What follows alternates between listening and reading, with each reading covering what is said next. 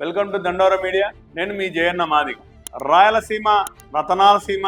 రాయల కాలంలో రత్నాలను, వైడూర్యాలను, వజ్రాలని రాసులు పోసి అమ్మేవారు అని చరిత్ర చెబుతుంటే ఇది నిజమా? ఇది జరిగిందా?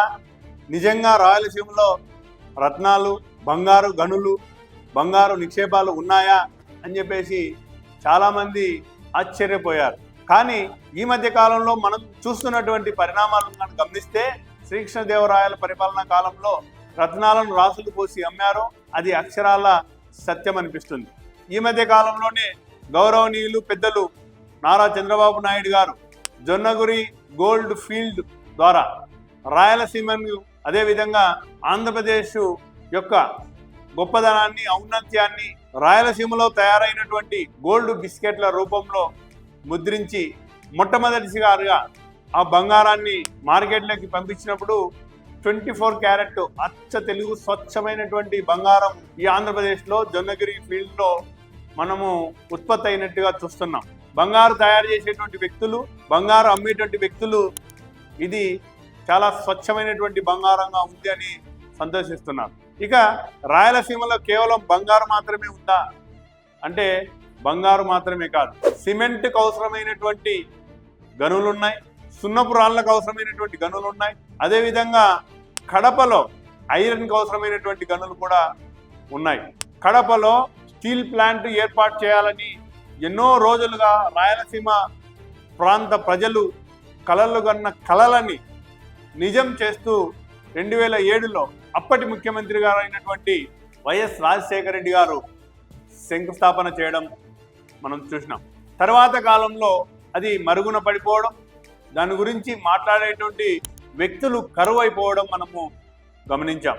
అయితే ఆంధ్రప్రదేశ్, తెలంగాణ రాష్ట్రాలను విభజిస్తున్నప్పుడు 2014 విభజన చట్టంలోని 13వ షెడ్యూల్లో స్పష్టంగా కేంద్ర ప్రభుత్వము రాయలసీమలో, ప్రత్యేకంగా కడప జిల్లాలో స్టీల్ ప్లాంటు కేంద్ర ప్రభుత్వం ఆధ్వర్యంలోనే ఏర్పాటు చేయాలి అని వాళ్ళు వాగ్దానం ఇచ్చినట్టుగా మనం చూస్తున్నాం.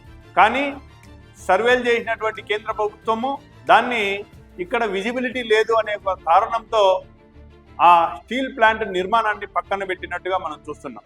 ఎప్పుడైతే నారా చంద్రబాబు నాయుడు గారు ఆంధ్రప్రదేశ్ ముఖ్యమంత్రిగా అయ్యారో దీని గురించి చర్చలు జరుగుతున్నటువంటి సందర్భంలో ప్రస్తుతం అనకాపల్లి ఎంపీ అయినటువంటి సీఎం రమేష్ గారు కడప జిల్లాలో స్టీల్ ప్లాంట్ ఏర్పాటు చేయాలి అనేటువంటి డిమాండ్తో ఆమరణ నిరాహార దీక్ష చేయడం, మరొకసారి స్టీల్ ప్లాంట్ నిర్మాణం గురించి మాట్లాడడం, స్టీల్ ప్లాంట్ నిర్మాణం చేయాలన్న డిమాండ్తో ఆయన ఆమరణ నిరాహార దీక్ష చేయడం, ఆ దీక్ష చేస్తున్నటువంటి సీఎం రమేష్ గారిని నారా చంద్రబాబు నాయుడు గారు ఇక్కడ ఖచ్చితంగా స్టీల్ ప్లాంట్ నిర్మాణం ఏర్పాటు చేస్తాను, దీక్ష విరమించు అని చెప్పడం మనం చూసాం. ఆ రోజు సీఎం రమేష్ గారికి, కడప ప్రజలకి, కడప ప్రజానీకానికి, రాయలసీమ ప్రజానీకానికి వాళ్ళ యొక్క చిరకాల ఆకాంక్షను నెరవేర్స్తానని చెప్పేసి చెప్పిన నారా చంద్రబాబు నాయుడు గారు 2018 డిసెంబర్ 27వ తారీఖున కడప స్టీల్ ప్లాంట్ నిర్మాణం కోసం ఆయన శంకుస్థాపన చేయడం మనం చూసినాం. ఈ శంకుస్థాపన చేస్తున్నటువంటి సందర్భంలో ఆయన 3295 ఎకరాలు స్టీల్ ప్లాంట్ కోసం కేటాయించారు. తర్వాత ప్రభుత్వం మారిన తర్వాత 2019లో సీఎం అయినటువంటి జగన్మోహన్ రెడ్డి గారు ఏ రోజైతే నారా చంద్రబాబు నాయుడు గారు స్టీల్ ప్లాంట్ నిర్మాణానికి శంకుస్థాపన చేశారో, అంటే ఇక్కడ సంవత్సరం మారింది కానీ డేట్ మారలేదు. 2019 డిసెంబర్ 27వ తారీఖున జగన్మోహన్ రెడ్డి గారు కడప జిల్లా జమ్ములమడుగు నియోజకవర్గంలో స్టీల్ ప్లాంట్ నిర్మాణం కోసం ఆయన ఏర్పాటు చేయడం చూశాం. శంకుస్థాపన చేస్తూ జగన్మోహన్ రెడ్డి గారు చేసినటువంటి వ్యాఖ్యలు అప్పట్లో సంచలనంగా మారాయి. ఆయన ఆ రోజు ఏమన్నారంటే, ఎన్నికలకు 6 నెలల ముందు శంకుస్థాపన చేస్తే మోసం, ఎన్నికలైన 6 నెలలకే శంకుస్థాపన చేస్తే ఇది మా చిత్తశుద్ధి అని ఆయన గొప్పగా, గర్వంగా చెప్పడం మనం గమనించాం.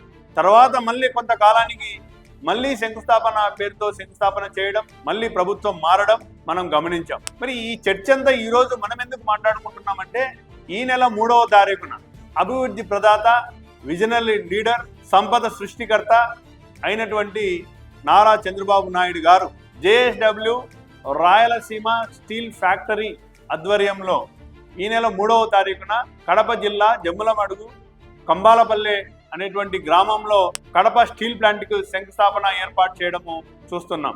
ఈ కడప జిల్లా కంబాలపల్లిలో ఏర్పాటు కాబోయేటువంటి స్టీల్ ఫ్యాక్టరీ రాయలసీమ ప్రజల యొక్క చిరకాల కోరిక, చిరకాల కళ, రాయలసీమ ప్రజల యొక్క ఉక్కు కళ. ఈ స్టీల్ ప్లాంట్కి ప్రభుత్వము 3,295 ఎకరాలు కేటాయించింది. 16,350 కోట్లతో ఈ స్టీల్ ప్లాంట్ నిర్మాణాన్ని ఏర్పాటు చేయడం జరుగుతుంది. ప్రస్తుతం 450 కోట్లతో మొదటి దశ నిర్మాణాన్ని 2028 కంతా కంప్లీట్ చేసి ఉత్పత్తిని బయటకు తీసుకురావాలనే సంకల్పంతో రాయలసీమ స్టీల్ కంపెనీ వాళ్ళు, అదేవిధంగా JSW కంపెనీ వాళ్ళు, రాష్ట్ర ప్రభుత్వం ఉన్నట్టుగా మనకు తెలుస్తుంది. ఈ 3,295 ఎకరాల్లో 1,100 ఎకరాల్లో స్టీల్ ఫ్యాక్టరీ నిర్మాణం చేస్తున్నారు. 171 ఎకరాల్లో ఎవరైతే స్టీల్ ఫ్యాక్టరీలో పనిచేస్తున్నారో వాళ్ళందరికీ స్టాఫ్కి క్వార్టర్స్ నిర్మాణాలు, అంటే ఇళ్ల నిర్మాణాలు చేపట్టడం చూస్తున్నాం. అదేవిధంగా 2,000 ఎకరాల్లో మరొక అభివృద్ధి అక్కడ జరుగుతుంది. అదేంటంటే సోలార్ ఫ్యాక్టరీ. అంటే కంపెనీకి అవసరమైనటువంటి సోలార్, అంటే కంపెనీకి అవసరమైనటువంటి విద్యుత్ శక్తి అక్కడే ఉత్పత్తి చేయడం, మిగిలింది ఎవరికైతే అవసరాలు ఉన్నాయో వాళ్ళకి అమ్మడం కోసము ఏర్పాటు చేయడం చూస్తున్నాం. కాబట్టి రాయలసీమలో వరుసగా ఎప్పుడైతే 2024 నారా చంద్రబాబు నాయుడు గారు ముఖ్యమంత్రి అయిన తర్వాత మన పాణ్యం నియోజకవర్గంలో రిలయన్స్ కోలా కంపెనీ రావడం, అదేవిధంగా జొన్నగిరి గోల్డ్ ఫీల్డ్ రావడం, స్టీల్ ప్లాంట్ రావడం అనేటువంటిది రాయలసీమకు గొప్ప గౌరవంగా మనం చెప్పుకోవచ్చు.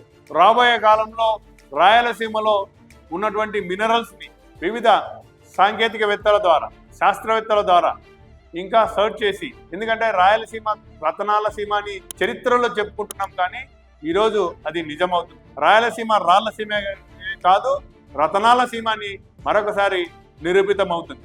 ఈ ఆంధ్రప్రదేశ్ ప్రభుత్వానికి రాయలసీమ అన్నటువంటిది ఒక గొప్ప వరంగా మనం చెప్తాం. అదేవిధంగా ఆంధ్రప్రదేశ్కి రాయలసీమ ఏం అవసరమైతే అది ఇచ్చింది. కరెంటు కావాలంటే శ్రీశైలం ప్రాజెక్టు ద్వారా కరెంట్ ఇచ్చింది, నీళ్లు కావాలంటే నీళ్లు, అదేవిధంగా చెన్నైకి నీళ్లు కావాలంటే తెలుగంగ ప్రాజెక్టు ద్వారా నీళ్లను సప్లై చేస్తుంది. కాబట్టి రాయలసీమ అనేటువంటిది ఒక ఆంధ్రప్రదేశ్ ప్రభుత్వానికి ఒక తల్లిలాగా ఏ అవసరమైతే అది ఇస్తుంది. కాబట్టి రాయలసీమలో పుట్టిన ప్రతి ఒక్కరూ, రాయలసీమలో జన్మించిన ప్రతి ఒక్కరు గొప్పగా, గర్వంగా మేము రాయలసీమ వాడిని అని చెప్పుకోవడానికి గర్వపడేటువంటి సందర్భం రాబోయే కాలంలో వస్తున్నాయని చెప్పేసి తెలియజేస్తుంది మీ దండోరా మీడియా. Thank you.